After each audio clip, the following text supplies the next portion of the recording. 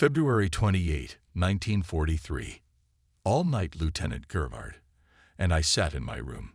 The Americans are giving us a lot of trouble. We were pondering what to do about them. Dieter came up with a great idea. Why not bomb the dense American formation, using our planes as bombers? All night we calculated the speed and trajectories and came to the same conclusion. The desired result can be achieved by simultaneously dropping bombs with all the link on a dense formation of American bombers. This could be followed by a conventional attack using our conventional capabilities. The Messerschmitt 109G is capable of carrying a load of 250 kilograms, pounds, so each plane can take 150 kilograms, all bombs, or one 500-pounds bomb, or a bunch of small fragmentation bombs, the kind I dropped on Ivan's heads in Russia. We need a 15-second fuse. The altitude for effective bombing is 1,000 meters. In the morning, I reported our plan to the commander. He thought it was a joke and laughed, but our serious arguments convinced him, and he agreed to support our plan at division headquarters. In the evening, having previously warned the commander, I flew to the division headquarters and stayed. General Schwabedison, 19, and Colonel Henschel, commander of Fighter Aviation Division, listened to my report and agreed to help. I then submitted for approval a petition to provide us with 100-pound training bombs, bomb-throwing mechanisms for all types of bombs, means for loading bombs into the aircraft. In addition, I requested that we be given an airplane for 1 hour a day to tow a target, preferably a U-88. This airplane, traveling at the same speed as the Boeing, would carry the target, which we would aim at. My requests were immediately granted. Colonel Henschel did not leave the telephone until we had everything we needed. We will take every opportunity to work out every detail in the coming days. March 8, 1943. 48 hours after my visit, 3 heavy trucks with training bombs arrived at division headquarters. Everything else was delivered to us this morning. In the meantime, the squadron has been conducting drills every day. All my pilots are very talented and experienced, so soon we have already mastered the necessary maneuvers. Now we can fly wing-to-wing, stable, as a single structure. Each maneuver is performed clearly and accurately, including synchronized landing of a group of aircraft. For combat purposes, my squadron has been allocated from the squadron as a separate tactical unit to deal with large groups of enemy aircraft. I was even allocated my own system.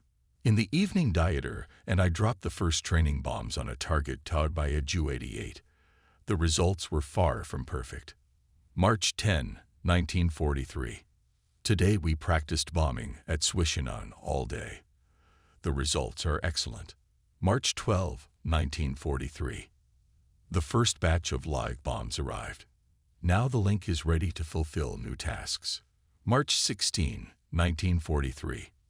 Our mechanics are working like hell, loading the bombs into the airplane as fast as possible. They are trying very hard, and I am pleased with their enthusiasm. They are really good guys. March 18, 1943. In the morning, Dieter and I dropped 4 100-pound training bombs, each on a target. My third bomb hit exactly in the bullseye. Without any warning, at 2:12 p.m., the order came in for a combat sortie. We are to attack and intercept heavy bombers approaching the coast. We don't have time to load the bombs. Before closing the hatch, Dieter told me that he wanted to shoot down the lead man in the bomber formation today. I, laughing, asked if the Yanks paint insignia on the wings of their planes. At an altitude of 8,000 meters near Heligoland, we met the enemy. I led the wing in a tight formation in a frontal attack. I opened fire on a Liberator just below me. It immediately caught fire and veered to the right of the formation, crashing down. I went in again to attack from the tail, then conducted another frontal attack, shooting the falling Liberator from the front and from below. Never before had I had such a convenient target. Suddenly, it exploded and flaming debris rained down on my head. For a few minutes I was in danger of colliding with the falling engine, or the spinning, flaming wings. That would mean disaster for me. It was necessary to act as quickly as possible, and I began to dive downward. The fuselage of the Liberator passed only a few centimeters from me. The plane fell into the sea 30 kilometers southeast of Heligoland. This is my fifth. I climbed to an altitude of 8,000 meters for the next attack. Suddenly, my heart almost stopped. Dieter is right in the middle of the Yankee formation, following the same course. The first Liberator he shot down crashed down a few minutes ago. Now he's about to send the lead American into the North Sea. The guy seems to have lost his mind. He keeps right at the tail of the Boeing 20, firing ceaselessly. Tracer rounds are hitting him. He's completely out of his mind. I dive down, making my way to Dieter through the formation of Americans, firing indiscriminately at all the nearest airplanes. Suddenly, Dieter's plane began to drop sharply. A tail of smoke trailed behind him. He opened the hatch and jumped out. His parachute opened. I flew next to him. Dieter's face twisted in pain, and he wrapped his arms around himself. It looked like Dieter was hurt. 15 minutes later, he fell into the sea in the sector marked on the map as UR9. He managed to free himself from his parachute. His rubber boat inflated, and he climbed into it. I flew right over him and waved at him. He didn't respond.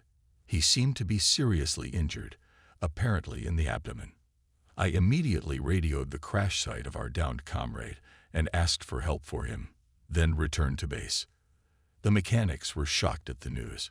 My own success brought me no joy. Only if Dieter could be rescued in time. I headed for the sea alone.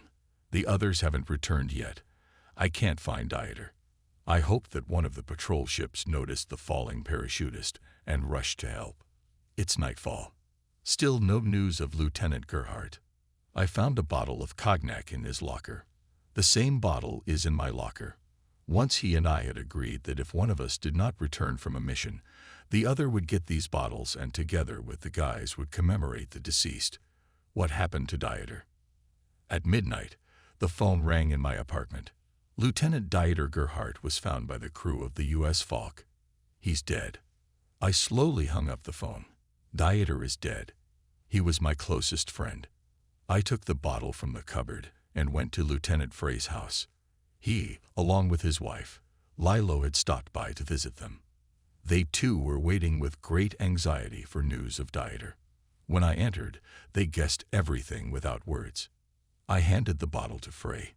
We should honor him. We all feel the same way, but since we made such an agreement with Dieter, we must keep our promise.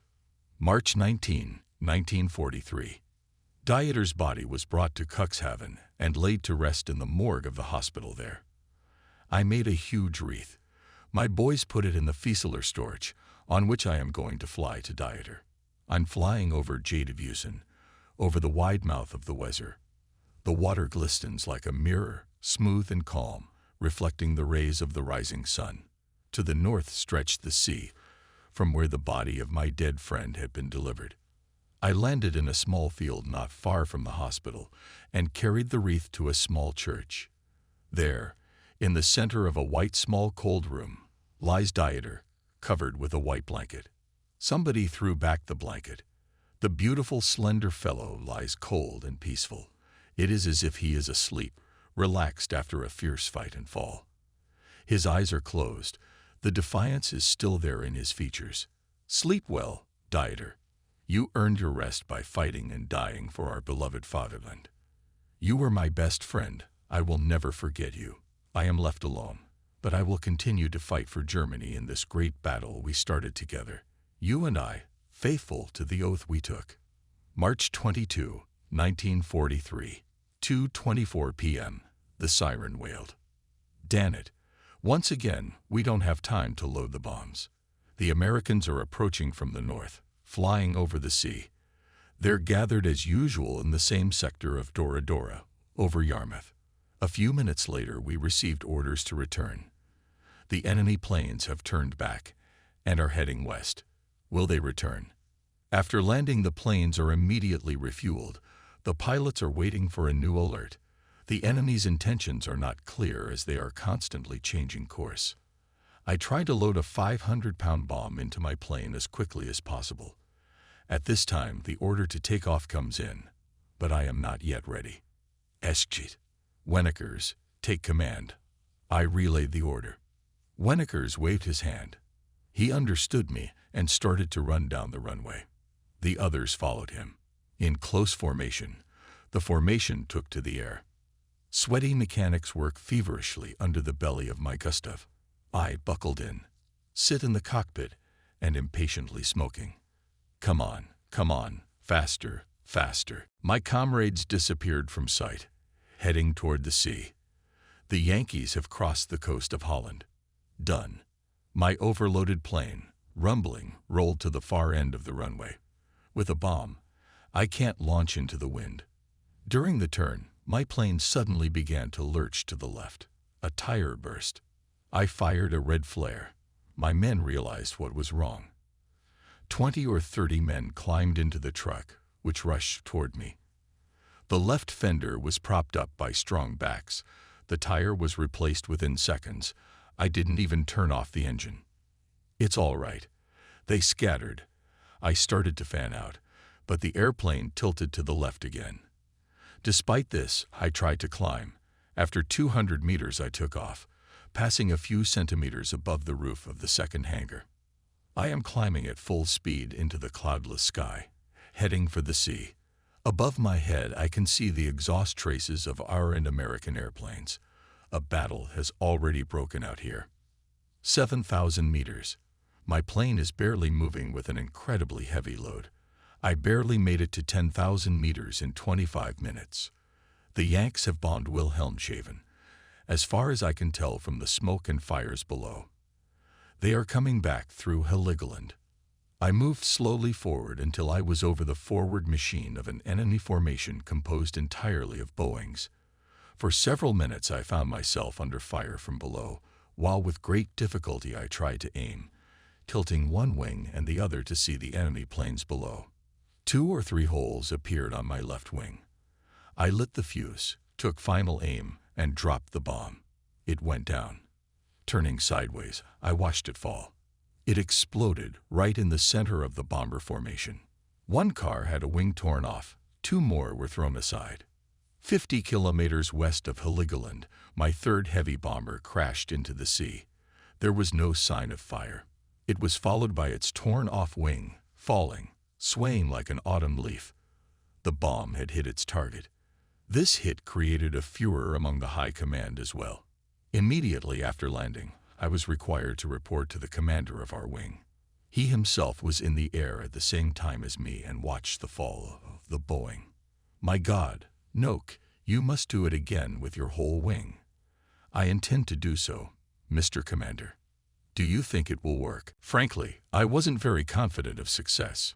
Maybe I was just lucky today, but maybe we'll be able to shoot down more of these babies this way. Later, Colonel Henschel called. I am delighted, my dear Noak. That was marvelous. I want to congratulate you. He fairly bleated and seemed excited. I hope his monocle didn't fall into his cocoa cup from excitement. The aviation of the German North Sea coast had gotten its sensation. The latest excitement was waiting for me at our airfield. To me, this excitement about 1 downed bomber seems rather absurd. First of all, that bomb could have been dropped by anyone. Secondly, it wasn't my idea. It was Dieter's. Third, I have 8 holes in my airplane. During the night, I was awakened by a phone call. It was the switchboard. You have a call from Air Force Command. What? Me? I said my name. On the other end of the line was a major from Reichsmarschall Göring's staff. Did you shoot down an enemy plane today by dropping a bomb on it? Yes, Herr Major. He began to question me in detail. What type of bomb? What kind of fuse? How accurately was the attack calculated? What was the result? Who gave the order for the bombing? No one, Mr. Major. I acted on my own initiative. There was silence on the other end of the line. My first thought was that I had not received an order to drop such a large egg on the heads of the unfortunate Yankees, and that it might be regarded as highly impermissible arbitrariness. At this time, The Major returned to the line. I am connecting you with the Reichsmarschall. I had the biggest shock of my life. I petrified, lying on the bed, and reported. Lieutenant Nock, commander of the 5th Wing of the 1st Air Group. I am very impressed with your actions. I want to personally express to you my appreciation. That's it. Thus, we got a newly fledged Prussian lieutenant of the German Air Force talking to his commander-in-chief lying on his bed, wearing only a pajama jacket. Unbelievable. If the old man could see. I wasn't even wearing underwear, the tightness irritating me. I couldn't keep from laughing at the thought. March 23, 1943. I was told that the experimental station at Rechlin called last night. They asked me to send them a full report immediately. Good God, I wish I hadn't shot down that bomber. At 10 o'clock, General Kamhuber 21 called. This disgusting little boor, known as Dwarf, is the commander of the 12th Air Corps. I got a beating for my behavior yesterday. He's furious. I had to hold the phone at arm's length. Where do you think we'll be if every lieutenant does whatever the hell he wants? Came his angry voice. What the hell do you think you're doing? I knew this question would come up. It comes up in our services every time a superior officer runs out of eloquence when he reprimands you. He expects me to admit that I couldn't resist playing with bombs because I enjoy watching them explode. Do you have anything to say for yourself? Of course I can. Yes, Mr. General. The Reichsmarschall called me last night and personally commended my initiative. Busted. It alarmed the dwarf. I heard him exhale noisily. What is honey for one is poison for another, as the old German proverb says. Colonel Lutzow, inspector of the Air Force Command, arrived by airplane in the evening. The tall young colonel is one of our most celebrated fighter pilots, and among his decorations is the Knight's Cross with swords. He enjoys great popularity, which he has earned by his friendliness. Simply and openly he discussed with me the possibilities involved in bombing flying airplanes. As an experiment, it was decided that one of the links of the 26th Fighter Air Group, based on the coast near the English Channel, will conduct a bombing raid on American bombers 22. We are both convinced that in any case, this tactic cannot be used for long. The Americans will send bombers accompanied by fighters. What a fuss over such a trifle, Mr. Colonel. I'm already regretting shooting down that plane. Lutzow laughed. Me too. April 17, 1943. Today the Americans attacked Bremen. We went up to intercept, loaded with bombs, which we dropped when the formation flew in tight formation over the center of Bremen. Not a single bomb hit the target. We immediately went on the attack, using machine guns. I attacked the Boeing 3 times, and eventually it caught fire. Southwest of Bremen, in a field near Bassum, it crashed. 5 crew members jumped out with parachutes. My comrades shot down 3 other airplanes. May 14, 1943. The enemy is bombing Kiel. We rushed to him, loading bombs. Several times we undertook a collective attack at an altitude of 10,000 meters above Holstein. Each time the enemy planes eluded us. Obviously, they knew of our intentions. Over Kiel we came under heavy fire from our anti-aircraft guns. Unfortunately, the sailors fired so well that we were completely disorganized. I watched the Yankees bombing. They dropped their bombs precisely on the Germania shipyard. I am impressed with the precision with which these scum are working. Fantastic. I had a chance to carry out my plan, so I gathered everyone together to finish the job. My bomb didn't go off, but Sergeants Furman 23, Fest 24, and Bierman 25 managed to hit. 3 6-0ing destroyed in the air. Relying on my machine guns and cannons, I went into a frontal attack on a separate group of 30 Boeing. Almost immediately, I felt a hit to my fuselage and had to abandon the attack. My engine is running smoothly. Instruments show that everything is normal. I made another attack. My first salvo hit the cockpit of the Boeing. It floundered like a mortally wounded animal and veered sharply to the right. At an altitude of about 10,000 meters, its wing broke off. It crashed near Gusum, At 12:17, I returned with several holes in the fuselage and tail. Today my squadron shot down 5 bombers. The total number of bombers we shot down reached 50, and the 50th was shot down by Ischit Wenickers. Thus my 5th link shot down more bombers than the staff officers, 4th and 6th links combined. During an inspection of the squadron this evening, General Holland, Commander, Fighter Aviation, left an entry in the Book of Honor expressing his best wishes and congratulations on our 50th baby. May 15, 1943. The Americans repeated the attack on Kiel today. I can only get 5 planes in the air, as almost all of our planes have significant damage. We met the enemy planes off Street Peter Peninsula before they reached the mainland. Only one of our bombs, dropped by Sergeant Leonard's 26, hit the target. One of the Boeings crashed down. I twice unsuccessfully tried to attack one of the groups of enemy aircraft. The Americans used the wave flight tactic. This makes a frontal attack very difficult because the target is in the crosshairs for 3 to 4 seconds. Timing is very important because of the frantic final speed. Our speed is added to the enemy's speed at 8,000 meters and totals over 1,000 kilometers per hour. Finally, I managed to reach the Boeing flying on the outside of the formation. I saw that I had hit the right inner engine, but the Boeing simply moved inland into the well-defended center of the formation. The next frontal attack had no effect. I barely managed to avoid collision with the huge tail of one of the Americans. Its rudder alone was equal in size to the entire wingspan of my Mi-109. It was one of those days when everything goes to hell. I'd lost sight of the Boeing I'd hit. I couldn't wait any longer. I ducked steeply into the tail of another Boeing. Finally, my attacks had an effect. The 2 left engines are on fire. The Yankee is rapidly losing speed. He's already behind his own. It's over. I came in from the tail again, firing all my weapons. Tongues of flame appeared at the bottom of the fuselage. All 10 crew members jumped out with parachutes. The parachutes seemed in the sky like laundry hung on an invisible rope.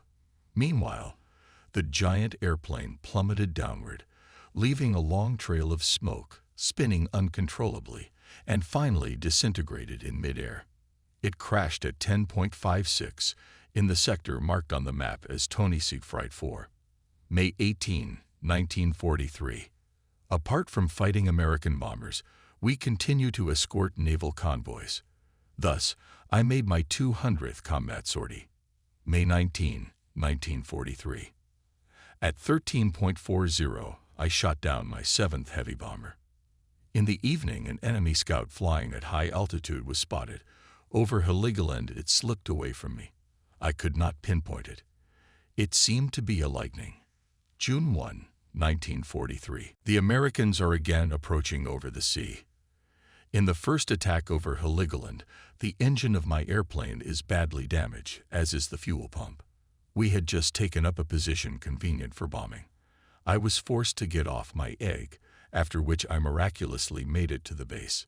Sergeant Kramer was also hit over Vangerouge. His machine, with its tail completely torn off, lost control and collided in midair with Lieutenant Bierman's machine. The 2 airplanes clashed for a few seconds and began to fall almost plumb. Then Berman somehow leveled his mangled plane and was able to glide to the airfield. He went for a hard landing, but the speed was too great and he flipped over. The airplane was completely destroyed and Bierman was unharmed. Kramer jumped out with a parachute. He lost his cool and tried to open his parachute at over 900 kilometers per hour. 2 slings on the parachute broke, and it opened halfway. Kramer fell into the sea, was pulled out and sent to the hospital. He was spitting blood. June 11, 1943. The Americans didn't show up until this evening. We went up to intercept them twice, only on the second time, when the bombers were flying over the sea, returning home. I got a chance to get into a comfortable position. 1 Boeing eventually crashed down after my 5th attack. June 13, 1943. Today is the 13th. Our formation is attacking a group of 120 bombers. I see in the scope calmly moving Boeing. I press both throttles, and nothing happens. I check the magazine, the safety, pull the triggers again, and again nothing happens. Furious, I dive into the clouds. Today is the 13th, June 25, 1943. I feel wrecked after, along with the other pilots, sitting in the bar until dawn. There's a pile of empty bottles scattered about. There is a solid cloud cover in the sky. We're hoping on a day like this, the Yanks will leave us alone. Not a single enemy plane in sight. I lay down, hoping to get some sleep in the break room next to the staff quarters. The phone rang and woke me up at 7 o'clock. Enemy planes in the Dora area. As if they couldn't have picked another day. The pilots were still asleep. I did not wake them up, but went to the airplane myself. The chief mechanic reported that all the machines were checked and ready for flight. Going into the canteen, I ordered an omelet, butter, bread, and tried to eat. The food seemed tasteless to me. For the first time, I felt no pleasure at the thought of going on a mission soon. Some kind of sudden weakness appeared in my stomach. Fear. No, I think it's not fear, but indifference. Even a visit to the restroom brings no relief. I run around the runway for 15 minutes, trying to pull myself together. Turret, my dog, runs beside me. Again and again he dashes forward, barking at the seagulls. From headquarters came the order to be ready for takeoff. The pilots, yawning, come out one by one. After having eaten a little, they put on fur boots, overalls, and life jackets. Some of them are talking to each other. I put my emergency rations and first aid kit in a roomy knee pad. We slowly made our way toward our planes. The alarm was expected at any moment. The mechanics are already at the planes. My chief mechanic is chattering his foot, sprawled out on the wing, chewing on a blade of grass. What an illustration of vigilance. Arndt 27 buckled his seatbelt. I put on my helmet. He handed me the telephone receiver. The commander is on the line. He asked if we're ready. The commanders answered in turn. Lieutenant Summer 28, me and Captain Falkensheimer 29. The enemy is approaching the coast. Apparently, today they are again headed for Wilhelmshaven. 8.11. Takeoff. The Lynx take off one by one, a total of 44 aircraft. Shroud of clouds at an altitude of 2,000 meters. We climbed higher, approaching the coast. From time to time, we managed to catch a glimpse of the land through the breaks in the clouds. 5,000 meters. We passed through another cloud bank. 6,000 meters. No radio chatter. Only the location of enemy planes is reported. 7,000 meters. We expect the enemy to appear at any moment. I checked my weapon. The oxygen mask is too tight for me. I've made it more comfortable. We're flying through a cluster of cumulus clouds, a third layer of heavy clouds overhead. We're flying through valleys, caves, mountains in the clouds. Our planes seem incredibly small, overwhelmed by this splendor. There they are. The Boeings are about 1,000 meters below us. Today they are not flying in a tight formation, but one at a time, or 3 or 4 at a time, through a fabulous pelerine of clouds. One by one, we began to dive down. Let's go. The chase was on. Our attack has thrown the Americans into utter confusion. They're scrambling about, trying to hide in the clouds, to get away from us. It's impossible to estimate how many of them there are. They're like a disturbed bee's nest. We radio each other for favorable positions. Our pilots attack groups of Boeings in pairs. Today my wingman is a young sergeant, flying with me for the first time. This is his first air combat. He has a great opportunity to win his first victory if he keeps his composure. I chose 2 bombers flying separately, wing to wing. We descended lower to attack them from the rear. Dulling, take the one on the left. I call out to the sergeant, but he moves away from me and moves to the right, ignoring my calls. Stay close to me, boy. The other way, to the left. Go left and attack. I opened fire at close range. The shells from my gun landed exactly in the center of the bomber's fuselage. The rear gunner persistently fired at me. I slowly approached, continuously firing. There were holes in my right wing. That bastard at the tail gun won't leave me alone, and apparently his nerves are ironclad. I shoot the Boeing at close range, concentrating on the tail gun. After my bursts, it went silent. There was an explosion, after which the overhead machine gun went silent. We were flying precisely in a deep canyon, with sheer walls of clouds on either side. It's an amazing sight. Delling is persistently flying to the right, not engaging. Why doesn't he attack the other one? Losing patience, I shouted, "Shoot, you miserable jackass, shoot." He didn't react at all. I heard shells bursting. From the right side of me is machine gun fire from the second bomber. He's very close to me. Another gunner also starts firing at me with a twin machine gun. The lines go right over my head. I felt another hit on my plane. We hit a cluster of clouds. My Boeing already has a flaming tail and the left inner engine, but the two machine gunners from the second bomber continue to fire on me. They're only 30 meters away from me, trying to finish off my victim. This rascal will be shot down, even if I have to pay for it with my head. I stay 70 meters from his tail. The fire is spread to his right wing. For a moment, I let go of the wheel to get Delling's attention and point him toward the second bomber. Suddenly, there was a blaze before my eyes, and the hand I was waving flew back against the wall. I frantically grabbed the steering wheel, but immediately dropped it. My right glove, torn to shreds, is swollen with blood. I felt no pain. I grabbed the steering wheel again with my wounded hand, took aim and discharged the magazine into the enemy with a long burst. Boeing began to fall, burning like a torch 31. I followed him and escorted him to the sea. Burning oil stain, all that remained of the heavy bomber. I felt a pain in my arm. I grabbed the steering wheel with my left hand. It was slippery with blood. My right hand is bleeding. Some time ago, I stopped realizing where I was, headed north, hoping to reach land. My engine miraculously survived. Lucky for me, the gunners on that Boeing were no good. The pain in my arm is getting worse. I'm losing a lot of blood. My jumpsuit looks like I'm lying in a pool of blood. How far from shore am I? The minutes stretch on endlessly, but I see no sign of this damned shore. I get some kind of strange fever, a sickly sensation. I think I'm losing consciousness.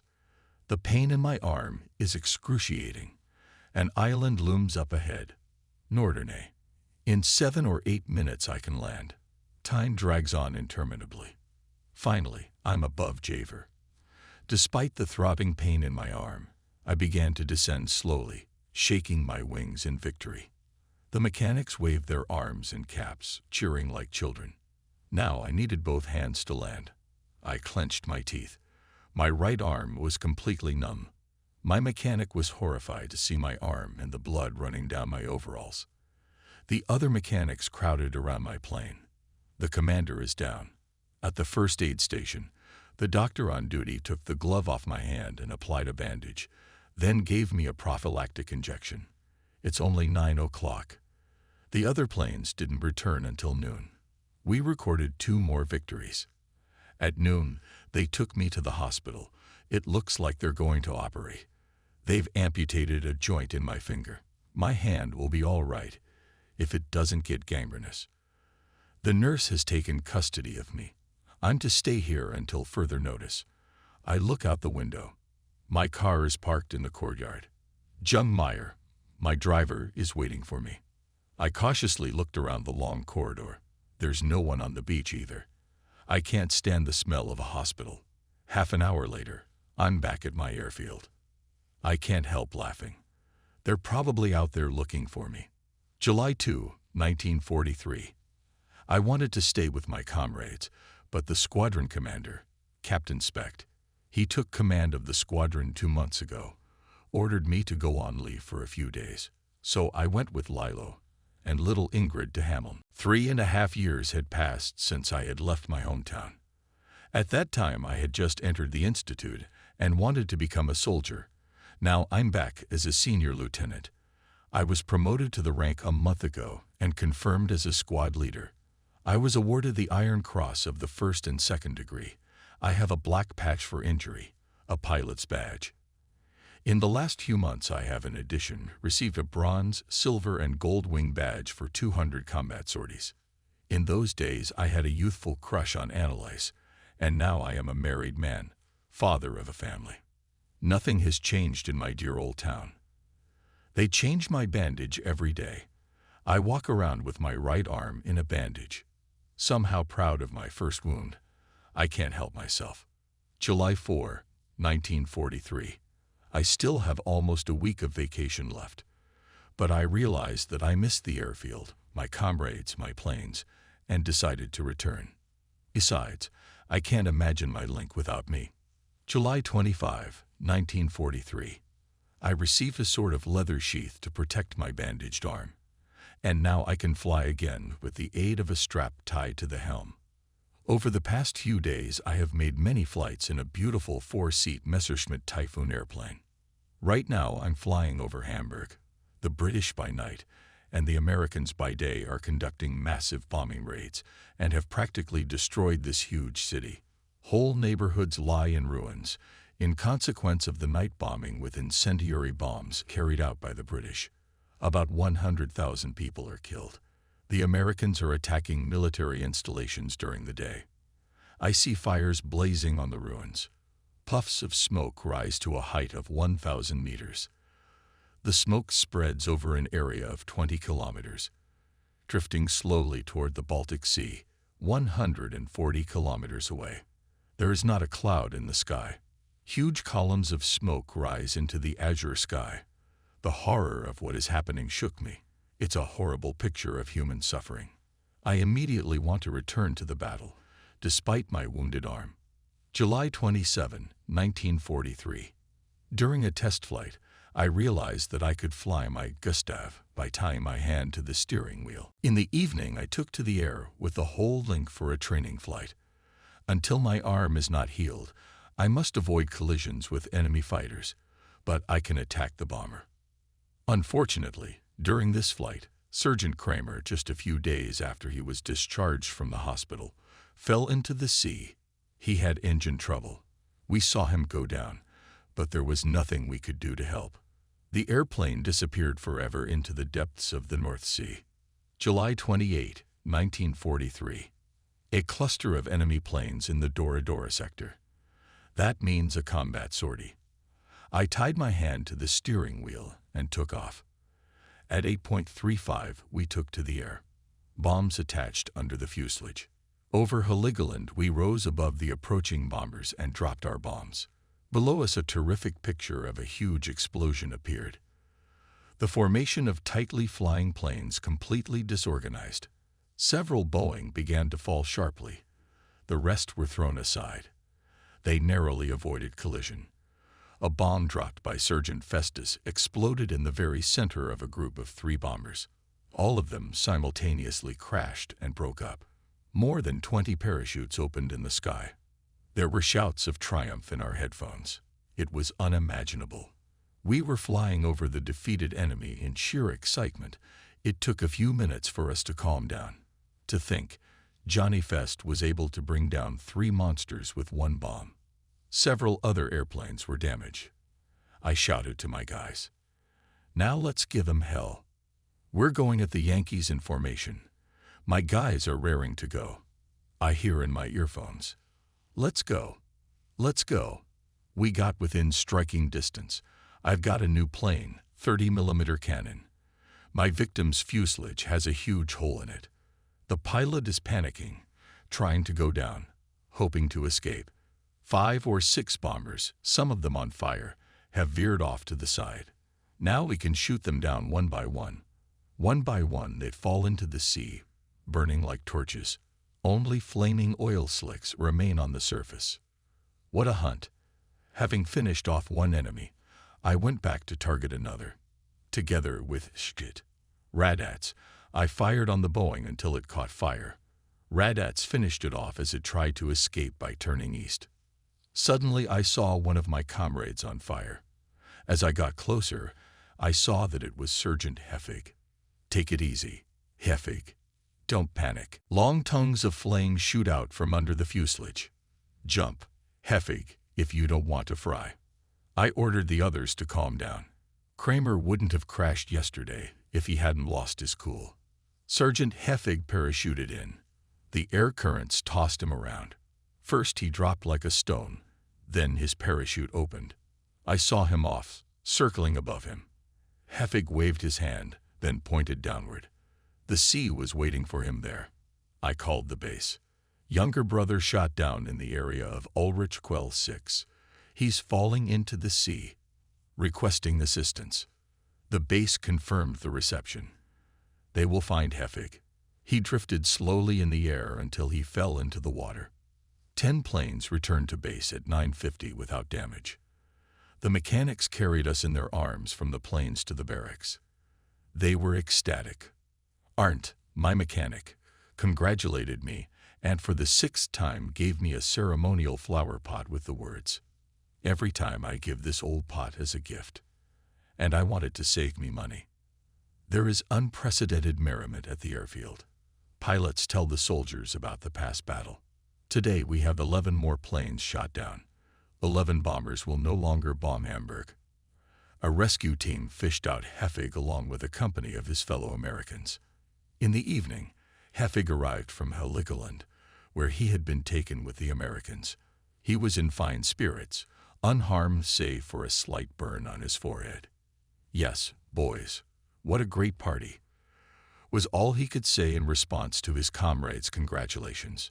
Johnny Fest, of course, is today's hero. He shot down 3 airplanes in one flight. We're getting calls from other units.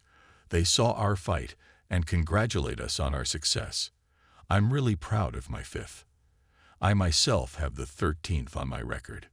This day will remain in our memory as a terrific shooting party. August 15, 1943. Once again my Link, my 5, received a special assignment.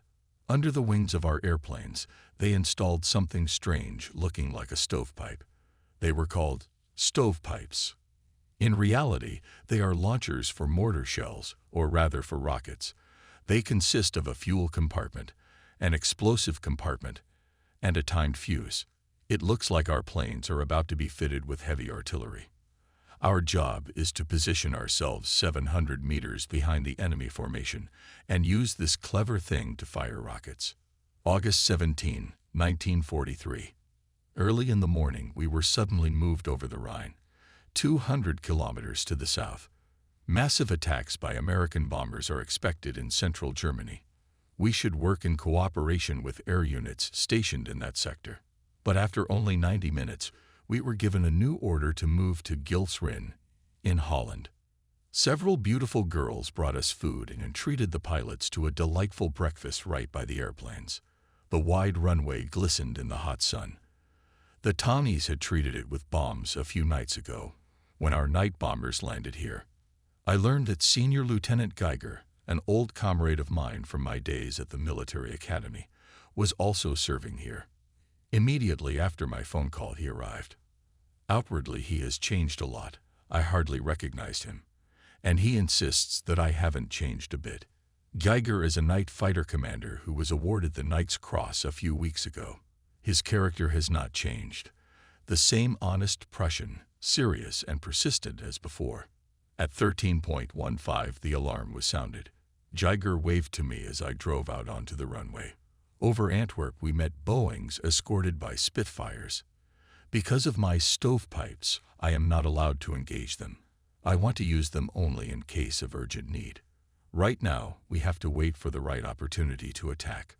I follow the Boeings, heading southwest in 2 groups.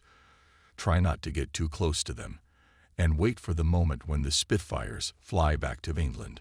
Over Aachen, I got the opportunity to attack.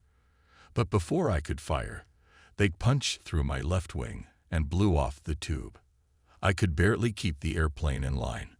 There is a huge gaping hole in the left wing. I'm afraid there's damage to the spar. The heavy load could fracture the wing. I must avoid sudden maneuvers and try to fire the second tube. My pilots, meanwhile, have fired their rockets perfectly. Foreman and Fest hit once each. Their targets, bombers, exploded in midair. The rest of them shot unsuccessfully. As far as I could tell, my missile went through the center of the bomber formation, but didn't hit anyone. I turned around and went to land at Bonn, Hanglar. Immediately I stopped by the repairmen. They confirmed my fears that my left wing spar was seriously damaged. This takes me out of the fight. They will put a new wing on my airplane overnight. I slowly wandered across the runway to the control tower. The Messerschmitts and Focke-Wulfs are returning from the battle. A total of 30 aircraft are now replenishing ammunition and fuel supplies. All of them are part of different air units. It is a pity that most of the pilots are inexperienced. There is not a single group commander among them. The Americans are again bombing ball-bearing factories in Schweinfurt.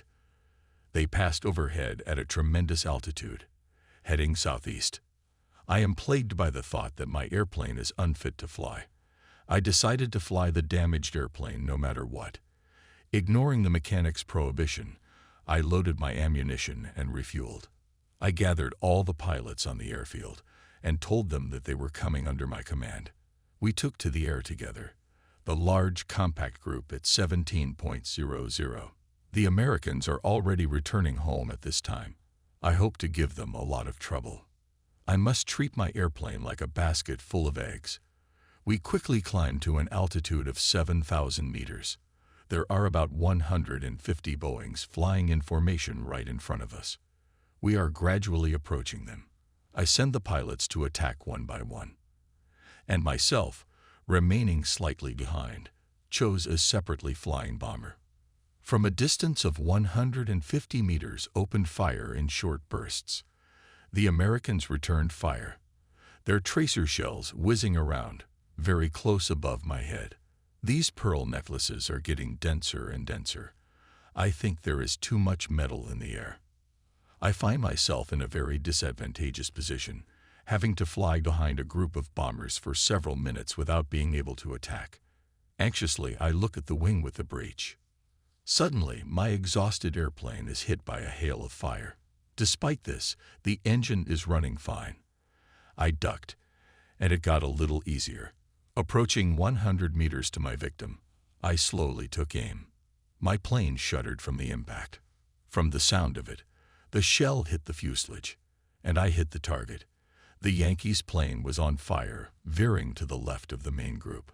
5 parachutes grew like mushrooms. Suddenly, several shells hit my plane in a row, and I was rocked. The sound was as if a sack of potatoes had been emptied into the empty barrel in which I was sitting. Flames rising from the engine. The smoke makes it hard to breathe, makes my eyes water. They got me after all. Damn it. I push the glass back to get more air. The smoke is getting thicker. Hot oil from the engine runs down the base of the wing. I made a wide turn, away from the cluster of airplanes. I enjoyed watching my Boeing crash into the Eifel Mountains. A huge column of smoke billowed up from the pine forest. Wow! I turned off the ignition and fuel supply. The thermometer shows the radiator and oil temps are very high. Oh my God! My left fender is ruined. It could break at any moment. The flames are dying down. The fire has stopped. I activated the emergency release and opened the hatch. The rush of air took my breath away.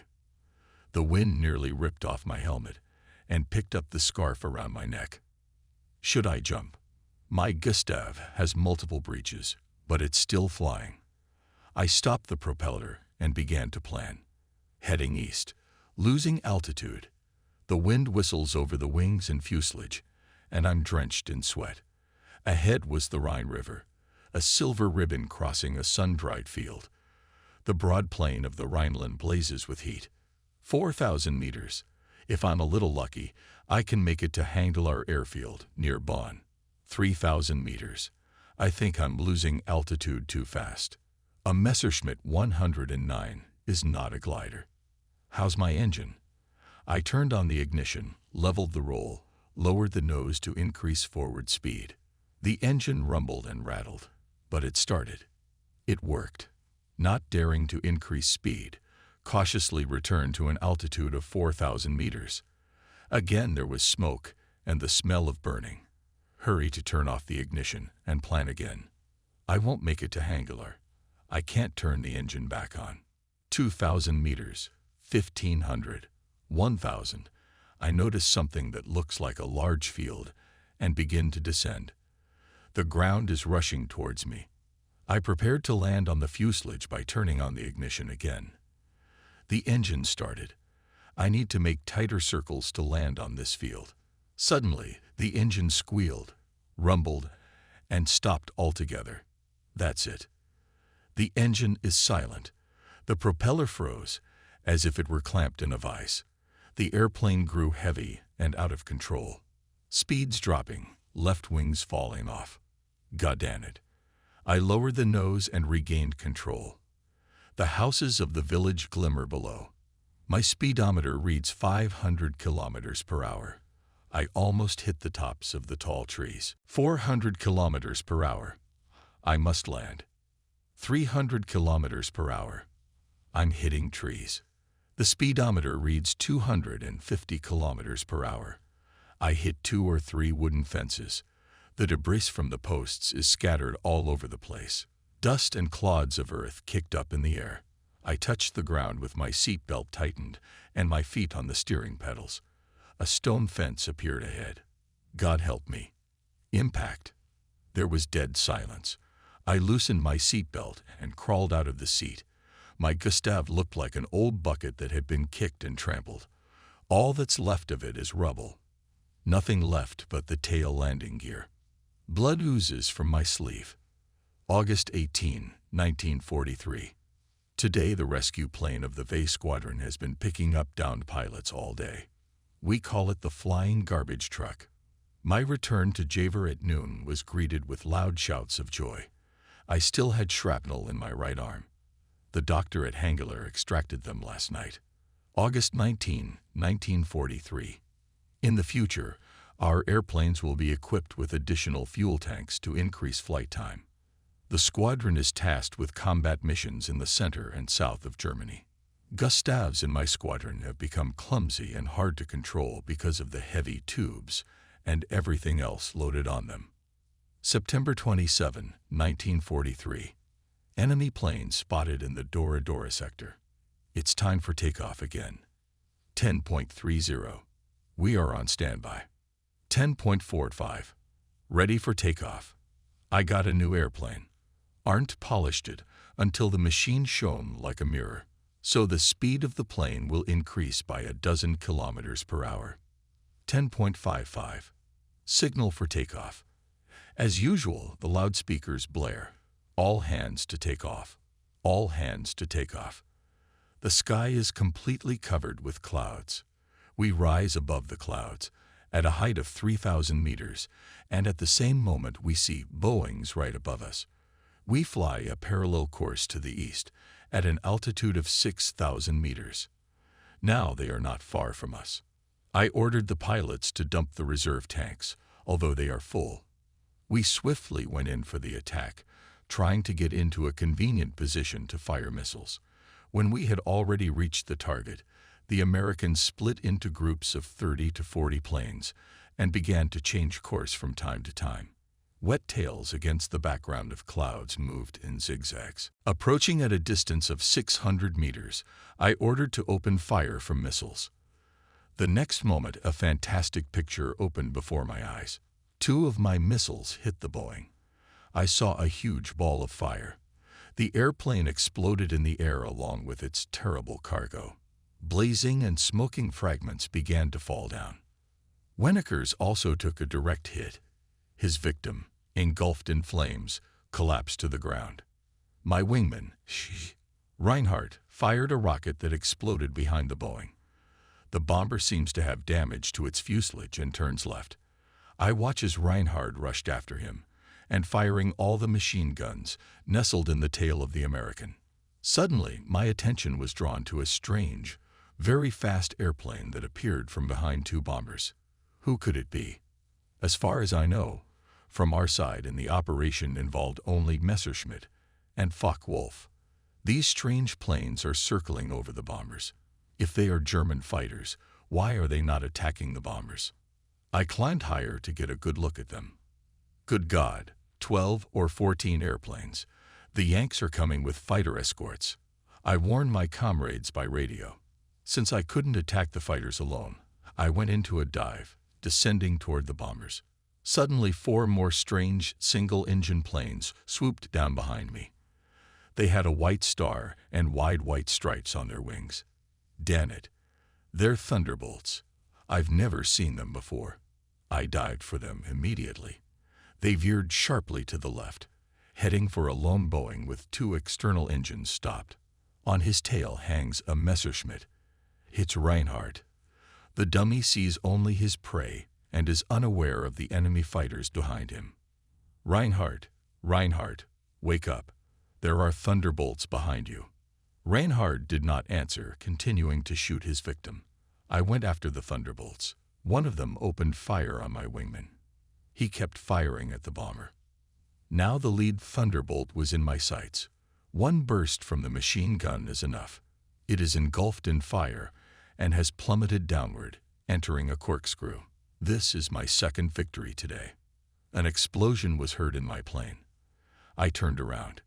It's a Thunderbolt, right at my tail. It's joined by 2 more. I go into a steep dive, trying to hide in the clouds. Too late. My engine's on fire. I can feel the heat. Soon it becomes intolerable. Pulling back the hatch, I ripped the oxygen mask off my face, unhooked my seatbelt, and ejected. I was thrown out of the cockpit in an arc, tumbled over, and felt the wind press my jumpsuit against my body. I slowly pulled the retractor cable. When the parachute opened, I was thrown upward. After the rapid fall, I feel like I'm standing in the air. I'm rocking from side to side. The wide white dome of the parachute is swaying above me. The wind whistles in the slings. I get great pleasure from the flight. What a wonderful invention the parachute is. If only it would always open. Javer is to the north. I'm sure they can see me. If only they knew it was the shameful dangling commander of the 5 who had let himself be outsmarted by the Thunderbolt. I landed in a field after running a few meters across it. The time is 11:26. It's only been 31 minutes since I've been in the air. Time enough for 3 airplanes to be shot down. I take comfort in the fact that the score is 2-1 in my favor. Arndt, my dedicated mechanic, watches me parachute back in. Sadness is written all over his face. This beautiful Gustav, he moans, shaking his head dejectedly. Today is indeed a black day for our squadron. In the evening, it turned out that of my Nellodes killed Sergeant Delling, shot down Radetz and Johnny Fest. Fest was wounded and is in the hospital at Emden. The 4th Squadron lost 2 pilots killed, 1 seriously wounded. One of the headquarters officers' planes also did not return. The 6th Squadron suffered the heaviest losses. 9 of the 12 pilots were killed. The remaining 3 made emergency landings or parachuted. None of the 12 airplanes did not return. In our asset can be recorded 12 shot-down enemy aircraft as compensation for our losses. No less than 6 of them were shot down by my 5. My personal account increased to 16. Heavy losses on our part can be explained by the fact that we did not expect to meet with fighters. We were taken by surprise. The nice thing is that today we prevented American bombers from reaching the target. They are forced to return with their bombs. The only exception was a small group of Boeings. They dropped their bombs through a gap in the clouds on the small town of Jessens in East Frisia. Hit a school, 120 children killed. That's a third of all the children in the town. War has become ruthless. Such brutality was inevitable. October 2, 1943. We were transferred to Marks there, south of Jever, a huge military airfield with concrete runways. Our first sortie was unsuccessful. First, we could not catch up with the Boeings. They turned to the sea. Second, one of the pilots of the 4th Unit crashed during a flight in bad weather. October 4, 1943. Finally, the U-230 took refuge in the concrete shelter of Brest. Only there, under the 7-meter-thick reinforced concrete above our heads, we were out of reach of enemy planes. As soon as I crossed the gangway and took my first tentative steps on the hard ground, the concrete walkway conveyed a sense of security from my soaked boots to my soul and body. I took a heavy sigh. That sigh was the only way to express how I felt about our failures in the submarine warfare. Everything was against us now. Even our promising new homing torpedo had not performed as well in combat as it had under ideal test conditions. There was little we could sacrifice. 2 years ago, the front line in the west ran far out to sea. Last spring, it had moved eastward to the continental shelf. Now the front ran along the very coast of France. Many of the U-boats that had somehow managed to survive the few days of the campaign were sunk in front of our shore services moments before their crews could step onto the concrete pier. Brest Bay itself could serve to illustrate the dramatic difference between past and present. I noticed that many of the submarine parking lots in the concrete bunker were empty. Last spring, 3 subs crammed into each bunker, while others were forced to wait their turn outside at the open dock. I noticed that there was silence in the dry dock. Not so long ago it had been bustling with activity. Submarines were being repaired there 24 hours a day, and if the boats were hunting convoys. No, there weren't many left in the Atlantic, but each of them attacked alone simply to keep the enemy from rolling up his costly anti-submarine defense system. In October, 24 subs were sunk, some of them killed in a hail of aerial bombs, others by new, more advanced warheads. The results of our campaign were a surprisingly large contribution to the total Allied losses suffered from U-boats. However, the many empty seats in the officers' mess hall kept us from being proud of our accomplishments. The breath of death was felt everywhere. My first breakfast in port was accompanied not only by early fresh vegetables, but also by more bad news. Strachmeyer, one of the staff officers, reported that 3 of my fellow students and close friends had perished at sea. Another had found death aboard the submarine when an explosion blew apart the forward set of batteries.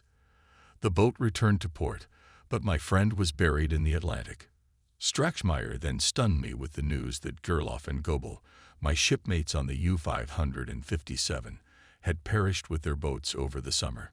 Depressed at the sight of death, I said goodbye to Strachmeyer and went out into the adjoining room. A company of our immortals had gathered at the bar. The night was still young, but they were already drunk. Riedel was sporting a mustache, which he considered to be his main concern during our campaigns. Von Stromberg, Burke, and others were there. I joined the society, drinking and singing with them. We went through the entire repertoire of sea songs, some of which were sung to the tune of Link's tunes from the Light Beetle. Then we throated the chorus of our version of one popular song, with Bork playing along on the piano. If we go to the bottom of the ocean, we'd still make it to the shore. To you, Lily Marlene. To you, Lily Marlene. Since early this morning, our tracking stations have been reporting high activity in the air in southeast England. The weather is good. Americans are expected to appear. Reports received so far, however, do not give a clear picture of what is going on. We are sitting on the airfield, near the hangars. Light music is coming from the loudspeakers. A senior non-commissioned officer approaches me with a folder full of papers. This damned paper war is driving me to exhaustion. I quickly go through the papers, stopping at the most important ones. Mentally, I'm far away, focusing on the upcoming fight with the Boeings. Turret runs down the runway, barking angrily at the seagulls coming in from the sea.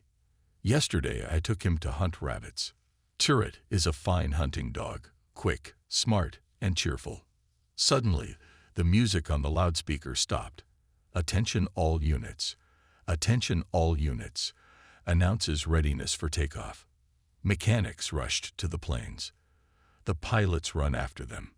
Turret sits on my left wing while I buckle my seatbelt and looks at me trustingly with his brown eyes. Ever since I brought him back from Norway, he jumps on the wing every time I get ready to take off.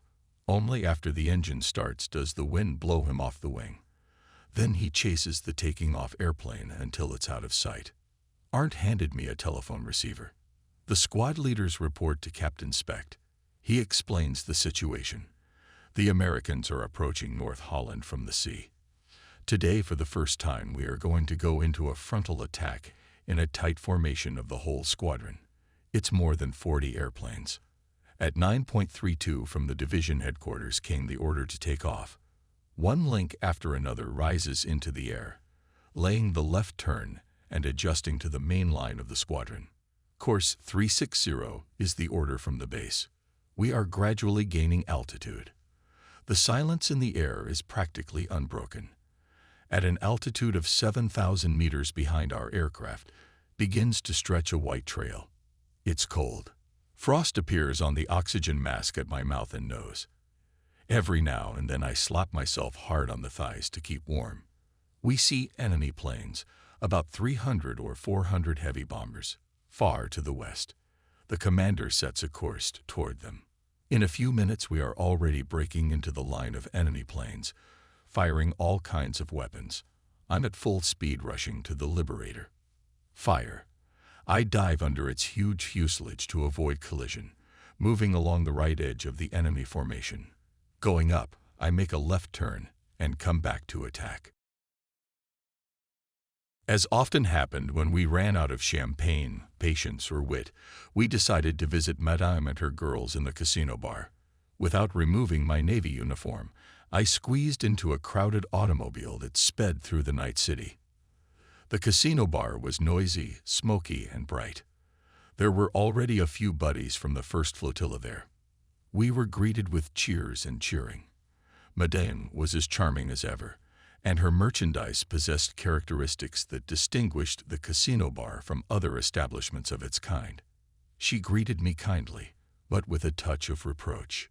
"Monsieur, we have not seen you for so long. I hope my girls have not treated you badly." No, it is not their fault.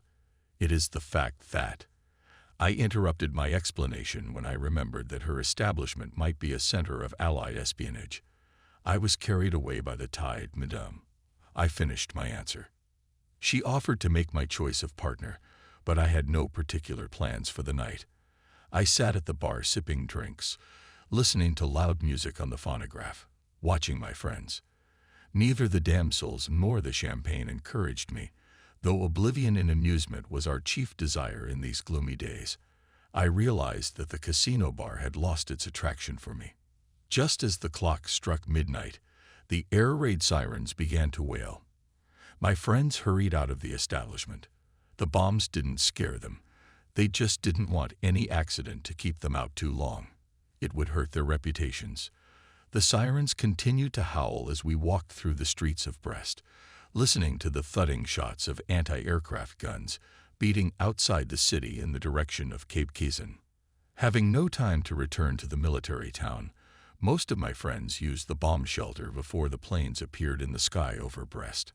I looked at the rips in the sky and saw that the Allies' main strike was on the southern part of the city. In the next few minutes, 7 or 8 bombers caught fire, dropped out of formation, and began to plummet downward in a graceful dive, leaving a sparkling plume behind them. The vastly improved heavy anti-aircraft artillery around Brest created such a spectacular sight that I forgot to take shelter. There was no need to do so, however. The remnants of the Allied air armada withdrew. Impressed by what we had seen, we didn't want to go to bed and joined a group of buddies at the bar for more champagne. But just as I was settling down on a high stool, the bar door opened and someone shouted, "The Americans are coming." We jumped up from our stools, glancing around incredulously, though after the Allied landings in Sicily and Italy, anything was possible. However, the young officer from the headquarters, who brought the news, hastened to add, "Calm down, gentlemen. I only meant that they are leading the captured American pilots whose planes have just been shot down. Most of them are wounded. Would you like to take a look?" I hit it. The bomber veered away from the main mass and flew back. "No, my friend, this will not do. Where are you going?" As soon as my Liberator broke away from its fellows, I approached it from below and shot its fat belly until it caught fire. A Liberator burns much faster than a more modern Boeing. 9 men parachute out. Their parachutes bob in the sky. The huge airplane is going down. I descend with it at a distance of 60 meters, sure that not a living soul is left there. I can clearly see huge holes from my shells on its nose and tail. Suddenly I notice a light on the upper machine gun. Too late. My engine's on fire. The airplane was out of control. It was time to open the hatch again, unbuckle my seatbelt. My engine stalled. The airplane nosedived, leveled out. It was like a huge hand threw me out of the cockpit. I don't remember how my parachute opened. I don't think I pulled the cord. A few hundred meters below me, I see other parachutes. Me and the Americans would be swimming together. It seemed to me that the water jumped towards me. I quickly freed myself from the parachute. The water is cold, very cold and salty. I was picked up by a frothy wave and lifted upward. My life jacket inflated. I was on top of the wave, rolled over it, and was already on the other side going down into a deep green hole. My rubber boat was fine too. When it was half filled with air, the next wave almost ripped it out of my hands. In between the two waves, I managed to get into the rocking boat. The waves come one after the other. Each one is covered with hissing white foam. They cover me. I gasp, and for a while I can't see anything. I am monotonously rocked up and down, up and down, up and down, up and down. The water in my boat is coming in. I don't have time to scoop it out. I tore open my little paint bag and watched the water around me turn some unhealthy yellow-green color. My overalls gradually turned the same color. My comrades saw me fall. I am sure that help will come, if it were not for this cold and endless rocking. I looked at my watch. It had stopped. It's supposed to be waterproof. When I jumped, it felt like a pocket on my knee had ripped off. My emergency ration pack was missing, and my gun had fallen out of its holster. I unbuckled the belt with the flares attached to it and threw it away. What do I need this useless junk for now? The sky above me was scattered with airplane trails. The squadron's long gone east. I don't know how long I'll have to sit in a cold and salty bath. An airplane appeared from the south, heading in my direction. I waved my arms like crazy. They saw me. They're going to get me out of here. I don't want to be abandoned like a stray dog. It's a Focke-Wulf, a V rescue plane. It passed very low above me. I could even see the pilots. They waved to me too and dropped some kind of package. As it fell into the water, it inflated. It was a life raft. As I was very eager to get this raft, I didn't notice another wave that almost threw me out of the boat. I swallowed water and almost suffocated. At the same time, another wave hit me. The water is intolerably salty. The Focke-Wulf keeps circling above me. The raft is just ahead of me. I can easily swim to it. It took me a lot of labor to get on the tightly inflated raft. At last I collapsed on it in utter exhaustion. For about 2 hours I lay there, rocking in an endless rhythm, up and down, up and down.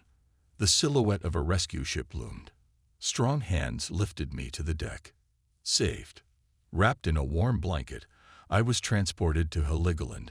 Then the rescue service V took me back to Marks. October 5, 1943.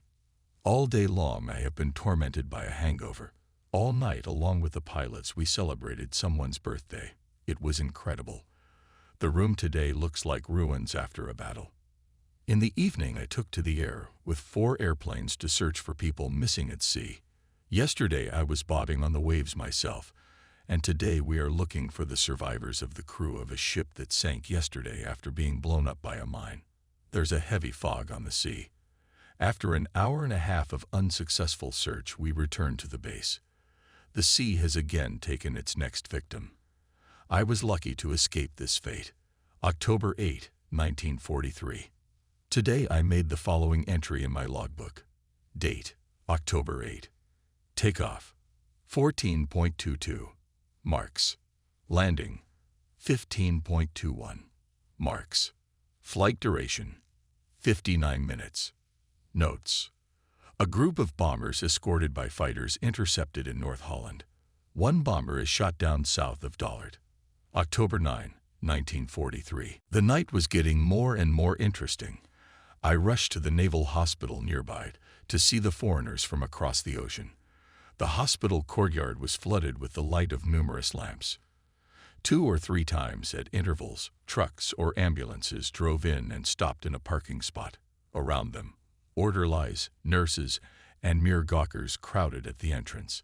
Victims of our anti-aircraft fire, badly burned, were brought in on stretchers. A doctor with whom I was acquainted allowed me to look into the waiting room. This was where new patients were brought in as soon as the previously delivered Americans were taken out for emergency surgeries. One of the Yankees, still wearing his flight jacket, seemed to be in better condition than his comrades, but he was rolling his eyes and shaking his head as if in agony. When I approached him, I saw that he had an ugly but rather superficial scar running from his forehead to his neck, dividing his head in two. He had been cut short in the style of a Prussian officer. Seeing my enemy for the first time at such a close distance, I could not resist speaking to him, saying in English, "See, this is what you got for bombing our base. Does it hurt?" He didn't answer. Then I continued, "Tell me, how did you get that wound?" This time he moved his head slightly, as if surprised that the enemy was interested in his condition. Then he answered, "I got it when I threw myself out of the cockpit. The airplane was hit and burning. The other crew members had already ejected by parachute. I couldn't do it because the lantern wouldn't open. I rested my head against it and pushed it out until I broke it. That must have been how I cut myself. How I got to the ground, I don't remember." I was interested in his American accent. As for me, I was learning pure English. So, I said to him, "The war is over for you. Are you happy about that?" "The war may be over for me, but very soon it will be over for you Germans too." "What do you mean?" "You've heard it before. We'll wipe out your military bases and industry in a few months. Maybe a little longer, it doesn't matter. We'll pay you back in a month," I said, indignantly. "Look, I don't know what they tell you about our military potential, but one thing I am sure of. Soon there won't be a single one of your airplanes left in the sky, and that will be the end of the war for you." I meant, of course, the use of our new weapons, including radiation and atomic bombs, which our specialists have been working on. There has been a lot of talk about that. Having shot down my 18th airplane yesterday, I was forced to stop fighting the Boeings over Flensburg today. My propeller was damaged. It froze like a stiffener, and I was forced to stop the engine and make an emergency landing at Westerland Island Airfield. October 10, 1943. The Yanks don't want to leave us alone. Today, they were actively attacking Munster. And as soon as we got into position to attack, the Boeings, flying over the burning city, appeared thunderbolts. A fierce battle broke out. Thunderbolts look made acts, but their clumsiness is compensated by high speed and maneuverability. But a Messerschmitt flown by a skillful pilot can overpower it.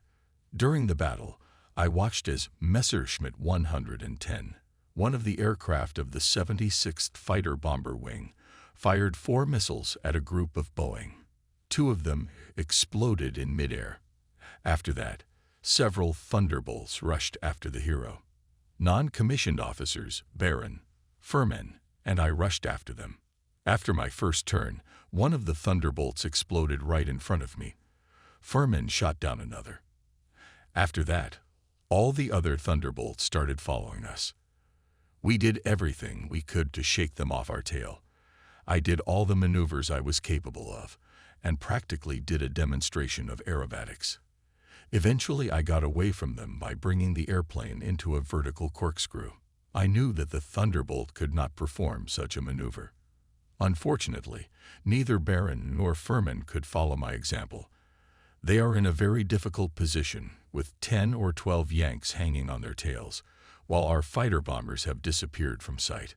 I went back down, firing indiscriminately to divert the pursuers' attention away from Baron and Furman, and felt a strong jolt from a hit to the tail of my plane and to the left wing. where the landing gear is. Losing control, the airplane plummeted downward. I could not regain control of it. This incredible fall continued to an altitude of 1,000 meters. The situation is catastrophic. I was covered in cold sweat. My hands began to shake. "Noke," I said to myself, "this time it's really the end." In utter despair, I tried to open the hatch, but it was jammed. I took my feet off the control pedals and kicked the hatch with all my might. Suddenly, the airplane shook violently, so that I hit my head on the side porthole, and it leveled off. Baron came down with me, but was at a complete loss for words. At Twente, I landed the airplane on the fuselage next to the landing strip. Half of the tail and the right landing gear strut were missing. Soon a Focke-Wulf showed up coming in for a landing. Its landing gear broke, and as soon as it touched the concrete, it flipped over and caught fire. The pilot was strapped into his seat and was burned alive before my eyes before he could free himself. I could not help him and was forced, barely restraining the trembling in my knees, to watch him burn under the wreckage of the airplane. A few minutes later, a hail of bombs dropped by heavy bombers at some distance from the airfield. I've had enough for today. November 17, 1943. On October 14, November 13 and 15, we went up to intercept heavy bombers over Rhineland, but luck turned away from my link. Each time we encountered Thunderbolts, Mustangs, and Lightnings in fierce combat. This morning, 3 fighter pilots and 3 fighter bombers went to Achmar for an inspection parade. Reichsmarschall Göring appeared accompanied by a motorcade of 30 cars. I spoke to him for about 10 minutes when he was personally introduced to the Boeing specialists. I was fortunate enough to be the division leader. I shot down 15 bombers. Captain Specht, second, and Senior Lieutenant Frey, third. They shot down respectively 14 and 12 aircraft. Göring makes a very strange impression. He is dressed in some fancy uniform, his cap and epaulettes decorated with gold galloons, full-feet shoe and bright red suede boots. A glance at his flabby, puffy face gave the impression that he was ill. As I got closer, I realized he was wearing makeup. However, he has a pleasant voice and speaks to me very warmly. I know that he genuinely cares about the welfare of the pilots. Göring asked me about the enemy planes that I shot down. He was especially interested in the details of my first Mosquito, which I shot down a year ago. In his opinion, the Mosquito was nothing more than a minor nuisance. He expressively repeated it again. A year ago, those 2 airplanes had particularly annoyed him, because at that moment he had begun to make an important speech and had to postpone it for 2 hours because of the raid. He personally presented me with the Gold Cross. "Well, yes," objected the American sarcastically. "You forget what happened to your subs. We cracked most of them in 6 months, and it'll be the same with everything else. You won't last long." I was struck by his awareness, but at the same time angered by his arrogance. "You're talking nonsense. Who told you we don't have any more subs? Don't we?" "No, we don't, and I'm living proof of it. I've just returned from a tour, and I can assure you there are many more submarines at sea. Soon there will be hundreds more, faster and more powerful. We will kick your fleet out of the ocean." That made me feel better. But the Yankee smiled skeptically and said, "Listen well to what I'm going to tell you. You'll remember it again, and very soon. Whatever you Germans did, it's too late now. Time is working for us, and only for us." Deciding that he was a typical victim of Allied propaganda, I patted the American on the shoulder and said, "You will see that the Germans are not as bad as your newspapers portray them. I wish you a speedy recovery. The day will come when you will realize that I am right." We smiled at each other, and I left. The Yankees' next stop was the operating table, and then a long rest behind barbed wire. By the time I got back to the military compound, it was afternoon, not a good time to sleep. I took my uniform and civilian suit out of my suitcases and hung them in the closet. Spreading the books on the table, I chose one of them and tried to read. The text was not perceived, The words of the American pilot about time working for them sounded in my ears. Anxiety gripped me. I started to reread the letters I had received from home. But the American's voice continued to echo between the lines. The air raids, my parents wrote, had intensified dramatically. They had killed one of my father's business buddies. The letters also reported that Trudy's husband came on vacation. The newlyweds spent 2 weeks in the Black Forest, where there were no night raids yet. The letters revealed to me the bitter fact that even at home the situation was getting worse. I continued to be haunted by the American's words. Early in the morning I took U-230 to Brest Bay to check its condition. The chief engineer of the flotilla determined the minimum repair work and their timing. The situation demanded a quick return to the front of the few submarines still afloat. Our old workhorse had to be cleaned, refueled, painted, and tidied up in 2 weeks. This meant that no one had time for vacation. I inquired a second time about the possibility of getting a schnorkel, but no one at the base could give me an intelligible answer to my inquiry. Instead, we were told that we would receive advanced radars capable of bearing wavelengths in the lower centimeter. The Reichsmarschall then addressed us on the difficulties involved in the defense of the Reich and the special difficulties we would face. To our surprise, he said that we pilots standing guard over the Reich were responsible for the failure of air defense in the West.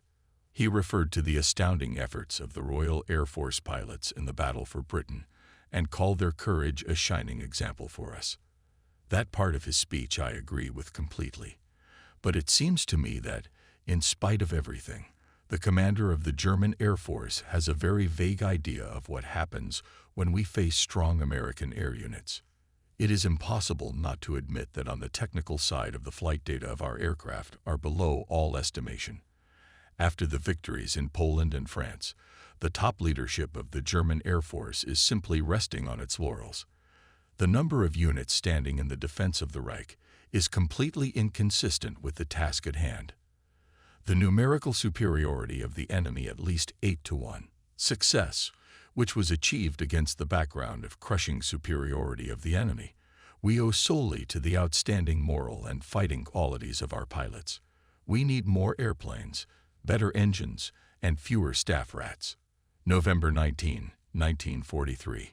Yesterday, after an unsuccessful attempt to intercept approaching Yankee planes, we landed late in the afternoon at Streetrand in Belgium. The weather had turned bad. The sky over Holland and Belgium is covered with dense clouds. Snowstorms are rampant. Through the gaps in the clouds we climb to our combat altitude. At this altitude there is a danger of icing. The clouds below stretched like an endless white blanket stretching northward all the way to the sea. Our tireless Messerschmitts glisten, sparkling in the sun. From the engines of Daimler-Benz stretches a trail of exhaust across the cold and pale autumn sky. The oxygen masks take my breath away from the cold. We are heading north in a tight formation, just like a flock of cranes. From the base report the approach of a large number of Boeings from the sea. One of our planes, this is Furman, gradually lags behind the formation and loses altitude, as if exhausted from the long flight. To my inquiry over the radio, he replied that he was having engine trouble. In such gloom, having engine trouble is the only way out if life is precious. But the sergeant was lucky.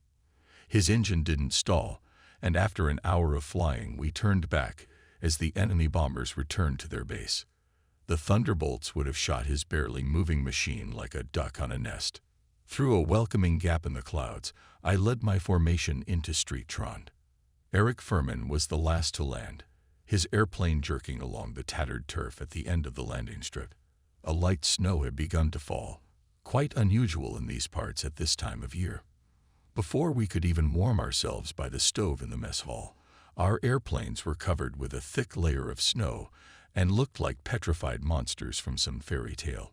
An hour later, when Furman joined us, we were sitting around smoking glasses of rum punch. The engines of his airplane were already in good order. The trouble had been found in the compressor. By this time, we had started our usual game of cards and emptied several glasses of the strong, soul-warming drink. At first, Furman was reluctant to join the gambling, noisy company. He simply shrugged his shoulders and, raising his hand, rubbed his thumb against his index finger, explaining with this gesture that he had no money. Someone forcibly sat him down in a chair. Someone else shoved in 2 5-franc coins. Many events played their part in Eric Furman's life, but at the end of his life, the strangest role was played by these 2 coins. Eric began to play, and this had never happened before. He won. Furman raised his bet and won again. He continued to win with astonishing consistency. He took the pot and won again. We were stunned. Several hours passed. Large clouds of blue tobacco smoke billowed under the low ceiling. Empty bottles and glasses were scattered on the floor. I looked at Furman. He had been assigned to our regiment a few months before and had become one of our comrades. The sky was his home. Like the rest of us, he felt like a fish in water there. For all its changeability, the sky gave us a chance to distance ourselves from the battle-torn fields of Europe over which we were flying. Like all of us, he fell in love with the life of a fighter pilot. The combination of the joy of flying and the exhilarating thrill of combat. Because Furman shared our sense of patriotism, he became a good warrior and pilot. Range. Thus, we would keep pace with the enemy's rapid progress in electronic warfare. In the brutal confrontation at sea, we were driven into a deepening defense. The Allies dictated our terms of war and weapons. For the weekend of the first week, I abandoned my submarine and harbor duties, taking the Friday night express to Paris. At night, I changed in the train restroom into a civilian suit. According to prior arrangement, I met Marguerite under the Eiffel Tower. She was wearing a blue silk dress with embroidered flowers. We embraced, and I met eyes with the German soldiers passing by, envious of the intemperate Frenchman. Paris was warm and fragrant. In the clear air mingled the tart odors of falling leaves and water in the Seine, and the fragrance of perfume. Above us shone the sun, whose tender rays I had so often been deprived of at sea. It was a time when I forgot the bombings and the deaths, when it seemed to me that the real prospect of going to the bottom of the ocean would pass me by. Soon after my return to Brest, I was already changed into my naval uniform, and nothing betrayed my brief visit to another world. The commander was unexpectedly ordered to report to the superior officer of the West Branch at headquarters. We assumed that his visit had something to do with our upcoming march. After a day's absence, Siegmund returned and quickly summoned Friedrich, Rydell, and me to his office. Without preamble, he said, "Gentlemen, I will be brief. We are ordered to break through the Strait of Gibraltar into the Mediterranean." Siegmund paused to observe our reactions. I forced a smile out of myself. My partners kept a grim expression on their faces. It was clear to everyone that any attempt to get through the narrow strait had minimal chance of success. But what did it matter where we went? It was the same everywhere. Desperate attempts to inflict damage on the enemy and avoid being wounded or killed by bombardment. As in the case of slow suicide, everywhere death was inevitable. Only the name of the sea in which we would go down would change. There was, however, one consolation. If we were lucky enough to pass the strait, the area of our operations would be the calm waters of the Mediterranean. To lighten the mood, I said, "All this reminds me of exotic places I'd like to visit. But how do we get there?" The captain was quick to pick up on my dark humor. "Gentlemen, if you keep the purpose of our trip a secret, we will be able to relax in January on the beaches of Italy." The tension subsided, and our conversation revived. But then Siegmund cooled us down again. He said that in early November, the British intercepted and sunk in the strait 2 of our submarines, U-742 and U-340. Other submarines sent to the strait died before they could reach it. On October 24, U-566 was sunk off the coast of Spain. The same fate befell U-966 on November 10. Nothing was known about the fate of U-134 and U-535, which apparently were sunk before they had time to transmit distress radiograms. The latest losses gave us a clear idea of what awaited us. While we were preparing for the campaign, the difference in losses was growing, not in our favor. By November 25, 15 more of our subs had been destroyed. Our impressive submarine fleet in the Atlantic, once a source of pride, had all but ceased to exist. All that we were able to oppose the Anglo-American technology is the destruction by torpedoes of several ships of small convoys of the Allies with a tonnage of only 67,000 registered gross tons. What I want to say to their mothers, they stayed in the clouds, our clouds that we know and love. Don't we long for them, exhausted in this crazy world? That object that sank in the swamp, the thing that was fished out of the sea, the mutilated remains on the rocky cliffs, they have nothing to do with our memory of Furman, Dieter, Dulling. Friends, don't you think they might die of laughter looking at our wistful faces? You could swear that rascal Furman is just waiting for his next partner to play cards with him, said Johnny Fest. His humor is inimitable. It's unbearable, growled Baron. His motto, swearing is a laxative that relieves the soul. He had already written those words on his portrait, just in case this portrait joined the ones on the wall. December 11, 1943. On November 26 and 27 and December 1, we intercepted American fighters over the Ruhr and Rhineland. Today, my personal tally has reached 20 airplanes shot down. December 18, 1943. I have been offered a vacation for 3 days, but I can't leave now. The Americans are showing up every day. Yesterday, I was already sitting in the car that was to take me to the train when an alarm sounded from the loudspeakers. I jumped out of the car and rushed to my Gustav. My driver shook his head, and even Arndt said that I really needed to rest for a few days. At 3,000 meters, I have to give up the pursuit because my landing gear won't retract. Wenickers took command. They shot down 2 flying fortresses and a Thunderbolt.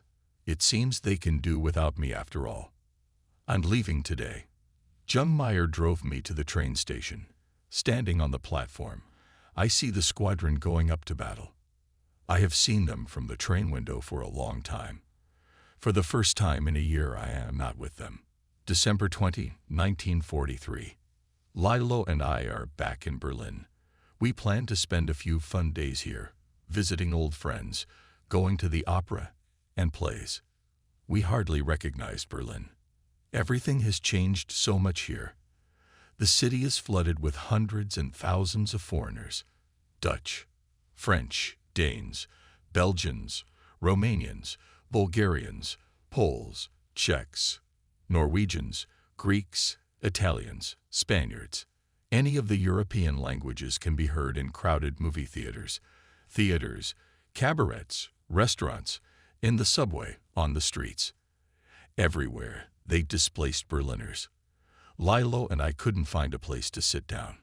This mix of languages and crowds of people swarming everywhere we go gets on my nerves. People live here as if there was no war in the world. Our life in war may be simple and primitive, but at least it is real.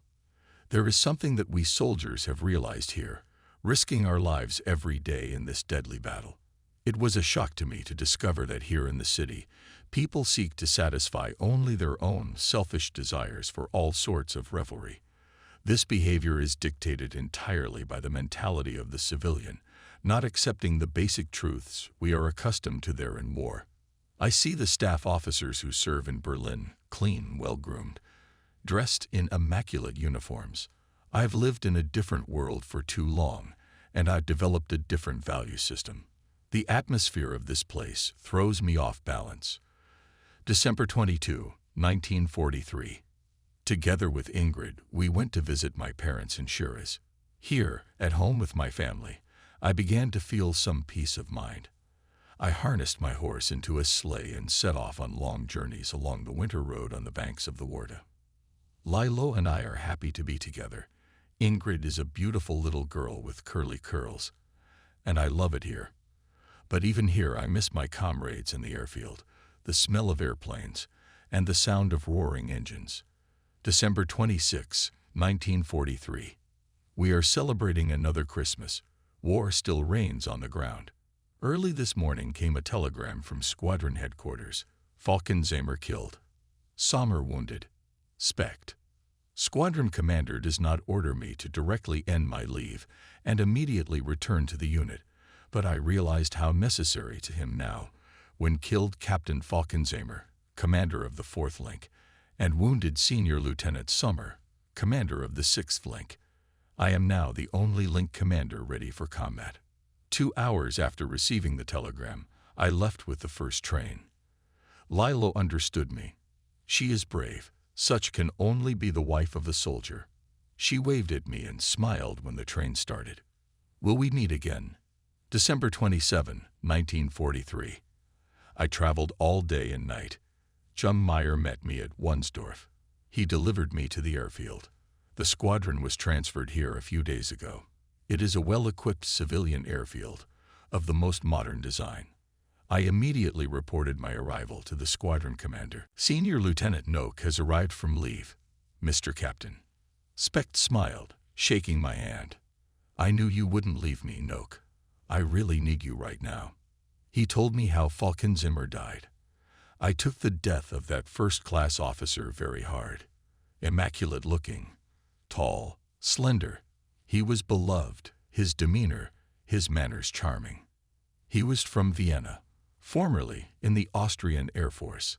His father was an officer of the Empire during the First World War. He has an utterly charming wife, whom Lilo and I had met in Jever a few months ago. Falkenzamer was very tall, and Specht, who is now sitting across from me in his leather jumpsuit, is short. He is the smallest in the entire squadron, but every man who has interacted with him has felt his power. No other officer I have ever met has influenced me to such a degree. He is as strict with himself as he is with his subordinates, and expects them to support the Spartan methods of leadership to which he is committed. He lost an eye during a battle early in the war, but even with one eye, he looks like an eagle. Combat made him that way. The only things he could talk about were Boeings, Thunderbolts, Mustangs, and Lightnings.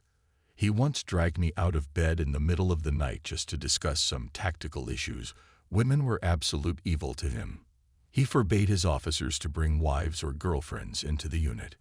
If he spotted an airman with a prostitute, he disciplined him severely. In the last 10 months, he shot down 20 bombers, and now he's ahead of me. His accuracy is truly uncanny. He is a very tough commander, and I have had many confrontations with him. A few weeks ago, he reprimanded me for the fact that several of my airmen had organized a party in a neighboring village with girls known for their easy attitude to morality. He ordered me to declare disciplinary action against my guys. I refused to carry out the order, saying, "I can't do that, Mr. Captain." "Then you're not worthy of commanding the Link," he shouted, furious with rage. "Then you'll have to find another commander for the 5. I will relieve you of your command and deal with your pilots. I must remind you that in the last few months, which have been difficult for all of us, my pilots have shot down more airplanes than the other 2 units and your staff pilots combined. I know that Specht thinks very highly of my 5, but such a reserved man would never admit it. Despite his irritable nature, I have a great deal of respect for him. Beyond any doubt, this is a great man." December 31, 1943. We had planned a party for New Year's Eve. At 5 p.m., however, Specht ordered that no officers, airmen, or personnel leave the barracks. Instead of a party, we had a holiday dinner in the officers' mess hall.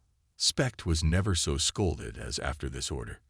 When we entered the mess hall at 8 p.m., everyone was in high spirits. Several bottles had been emptied to forget our sorrows.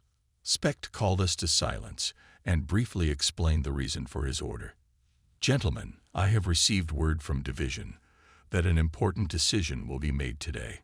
Assuming that the maximum efficiency of our actions will be required, I have decided to forbid the traditional New Year's celebration.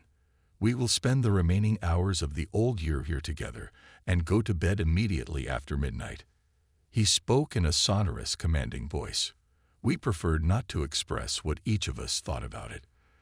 At exactly midnight came an important message from the division. Specht had been promoted to the rank of major. He was completely stunned because he was expecting some special combat assignment for the squadron. Under the chorus of congratulations, he immediately ordered the pilots to disperse. In a few minutes, there was no one left in the room. January 1, 1944. My guys, appearing on the airfield, cannot open their eyes, suffering from a hangover. At night, I heard them coming back from town. I have a splitting headache, too. We hope the Yankees don't show up that day. 1944 got off to a smooth start. January 4, 1944. For almost a week, the Yankees have not been seen. Today, they were spotted in the Dora Dora sector. At 10:02, the squadron went up for its first combat sortie of the year. Over Munster, we came under fire from our own anti-aircraft gunners as we attacked a large group of Boeings. Coming in to attack one of the separate groups of bombers, I felt a direct hit to my airplane. The machine began to lurch toward the tail. The engine howled shrilly, then screeched and finally went silent. An anti-aircraft shell had knocked off my propeller, cowl, and the front of the engine. I couldn't regain control of the airplane. A second later, a thunderbolt dived at me, shot my wing, and it went up in flames. He didn't have a second opportunity to attack me, as Wennekers ended his career with a machine gun burst. Only by exerting all my strength do I maintain control of the airplane. We have to jump before the fire engulfs the entire plane. Open the hatch, unbuckle the seatbelt. I'm already doing these things automatically. I wasn't quite ready, but I jumped, and I stayed down. My parachute was stuck in the baggage compartment, which somehow opened. My right leg was already on the outside of the airplane, and my left leg was still in the cockpit. The airplane, falling apart, is hurtling faster and faster toward the ground. I can't move. The enormous force of the airflow presses me against the fuselage. My left leg hits the wall, almost breaking off. I scream in pain. The wind whips my cheeks and clamps my nostrils shut. It's so strong I can barely breathe. Tongues of flame are coming toward me. The airplane starts to shudder, then goes into a corkscrew, almost vertical. I can't even move my arms. They're pinned to the airplane. If I don't somehow manage to free myself from the airplane, I'm dead. I've got to unhook myself. Unhook myself. Unhook myself. The ground is coming up. With a last Herculean effort, after which my nose bled, I reached with my right foot to the steering wheel and pushed it. The airplane shuddered and for a moment hovered in the air. Losing speed, I was free. For a brief moment I flew alongside the airplane. Something with terrible force hit me in the back. It seemed that I was broken in half. After the second blow, to the head, I lost consciousness. I don't know what happened then. When I came to my senses, I was hanging in the clouds under a parachute dome. The extraction cable was in its socket. Probably the parachute had opened on its own. I wanted to inhale, but nothing came out. I tried to scream, but only an agonizing moan came out. Suddenly the ground appeared. The clouds are only 200 meters high. My parachute swayed from side to side. I flew just above the roof of the house and landed heavily on the hard, frozen ground. Then I lost consciousness again. I came to at the hospital. I was examined. Several x-rays were taken. Diagnosis: skull fracture, lumbar vertebra fracture, shoulder and lumbar injuries, wound on my right thigh, concussion, temporary paralysis of the right side caused by spinal cord injury. I'm nauseous all the time. The orderlies took me to a room with a huge window and put me on a brand new bed against the wall. The pain is excruciating, and I want to sleep. Today was supposed to be my last day of vacation with Lilo and little Ingrid. It wasn't until this evening that I became capable of coherent thought. In the bed across from me lies a senior lieutenant from the Bomber Air Force. We've met. He lost his right leg and left foot. His plane was shot down by a direct hit from an anti-aircraft shell in Russia. January 30, 1944. It had been 26 days since my airplane crashed. I could not endure confinement in the big hospital with its endless smell of disinfectants, and asked to be transferred to the infirmary at Wunsdorf. Here at least I could be with my comrades. Every day I was moved to the back rooms where I could spend the whole day in a chair wrapped in heavy blankets. During these days, our doctor's hair must have turned gray. Despite his strict prescriptions, I persisted in getting up and trying to walk. At first, my paralyzed legs caused me much suffering. Then things began to improve day by day. By now I was used to the incessant headache. This morning came the order to move to Holland. We're to arrive at the base in Arnhem to counter heavy bombers. I waddled on crutches to my Gustav and joined the others. Specht was surprised but not annoyed to see me when I reported to him after landing. At 13.05 we took to the air again. We were immediately attacked by Spitfires that suddenly appeared out of the clouds. They took us by surprise, so we could not organize an effective resistance. They hunted us down like crazy. It was one of those cases where it was every man for himself. I never had a chance to fire. We suffered heavy casualties. Not far from Hilversum, a shell hit my engine, and the engine stopped. I was lucky that I was able to make an emergency landing 2 kilometers from the airfield. Specht is the only one who managed to shoot down a Spitfire. The 4th Wing lost 5 men killed. The 6th Wing lost 3. Headquarters lost 1.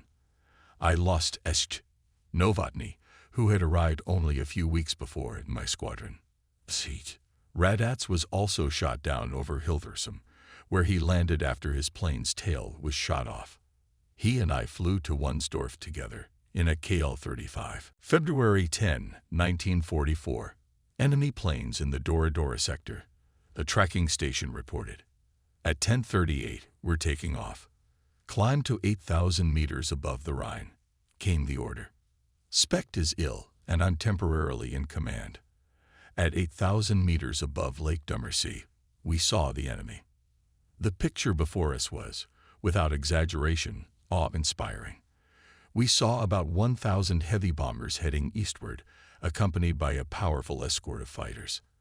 Until now, I had never seen such a mighty air armada. They were clearly heading for Berlin. Together with the fighters, I counted 1,200 American airplanes. We have 40 planes, but even if there were only 2 of us, we would have to engage. I chose a group of Boeings flying on the left flank of the general formation and converged for a frontal attack. The Americans had obviously figured out my intention. At the decisive moment, they smoothly changed course, so my maneuver was in vain. A right turn and a wide turn. I waited until we were ahead of the Americans, turned around and went for a second frontal attack. With my 40 Messerschmitts, I was going to clash with the enemy formation. On the radio, I ordered the pilots to remain calm and save ammunition. We closed formation. I noticed the Thunderbolts behind us. They won't be able to stop us in time. Radatz flies next to me, wing to wing. He waved at me a second before we opened fire on the Yanks.